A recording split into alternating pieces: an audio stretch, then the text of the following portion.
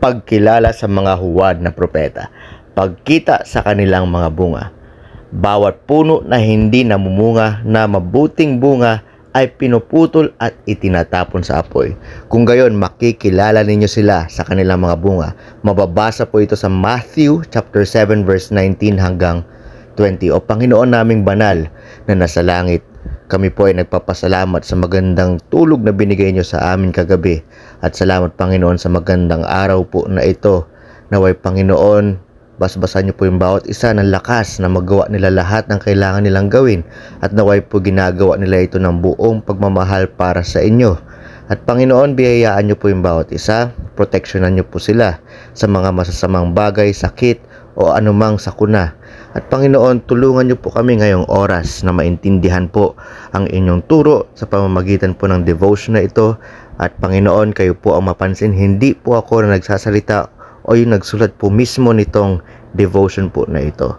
Panginoon, marami po salamat at ipinapanalangin po namin ito sa ngalan ni Jesus. Amen. Makikilala natin ang mga huwad na propeta sa pamamagitan ng uri ng mga taong naaakit nila. Ang kanilang mga bunga ay magkakaroon ng parehong uri ng mababaw, makasarili, hindi biblikal na oryentasyon gaya ng mga ginagawa nila.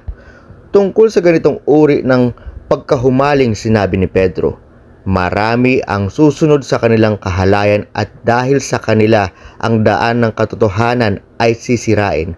Mababasa po ito sa 2 Peter chapter 2 verse 2. Maraming tao ang nahuhumaling sa mga huwad na guro dahil ang mga lalaking iyon ay nagpapalaganap ng kung ano ang gustong marinig at paniwalaan ng karamihan ng mga tao. Tingnan niyo po yan, may papansin niyo po yan sa 2 Timothy chapter 4 verse 3. Ang Diyos ay hindi nag-ordina ng mga huwad na propeta, ngunit sa loob ng kanyang kalooban ay pinahihintulutan niya silang umiral. At nasa loob ng kanyang layunin na bumuo ng mga huwad na paksyon. Dahil sinabi po sa 1 Corinthians chapter 11 verse 19 ay ito, sapagkat dapat ding magkaroon ng mga pangkat sa gitna ninyo upang ang mga sinasang-ayunan ay maging maliwanag sa inyo. Ang mga paksyon ay kadalasang umaakit ng mga tagasunod ng mga huwad na guro at isang diwa pinoprotektahan nito ang tunay na santo sa pamamagitan ng paghihiwalay ng ipa sa trigo sa simbahan.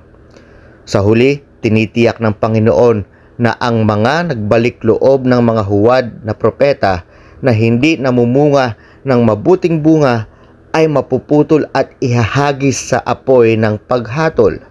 Sinabi ni Pedro na sila ay nagdudulot ng mabilis na pagkawasak sa kanilang sarili. Mababasa niyan sa 2 Peter chapter 2 verse 1. Ang isang mapagbantay, maunawain, mapagbantay na mananampalataya na armado ng salita ng katotohanan ay magagawang ibukod ang mga huwad na guro at lumayo sa kanila dahil makikilala niya sila sa kanilang mga bunga. Tanungin ang iyong sarili. Ang mga talakayang tulad nito ay kadalasang nagbibintang sa atin bilang mayabang at makitid ang pag-iisip. Paano mo hinahawakan ang mga ganitong uri ng akusasyon? Bakit hindi kailanman mauunawaan ng ilang tao ang iyong pagmamalasakit sa kadalisayan ng simbahan? Panginoon, kami po'y nagpapasalamat at naintindihan po namin ba't nagkakaroon ng mga huwad na propeta at bakit niyo po pinapayagan ito sa isang banda. Marami pong salamat Panginoon na binigyan niyo po kami ng gabay sa pamamagitan ng inyong salita, sa pamamagitan ng salita ng Diyos. At naway Lord, mas palaganapin niyo pa ang mga tunay na nagpapangaral ng inyong salita at hindi po may motibong maging sikat, maging mayaman o kung anumang motibo. Kundi sana Panginoon, pinagdarasal po namin mas dumami ang mga naghahayag ng inyong salita o nagpapangaral ng inyong salita dahil mahal nila una sa lahat kayo at ang sangkatauhan at gusto nila makakilala sila kay Kristo Jesus bilang kanilang Panginoon para sila rin po ay makapatong sa iyong kaharian pagkatapos ng buhay dito. Marami pong salamat Panginoon at pinapanalangin po namin ito sa ngalan ni Jesus. Amen.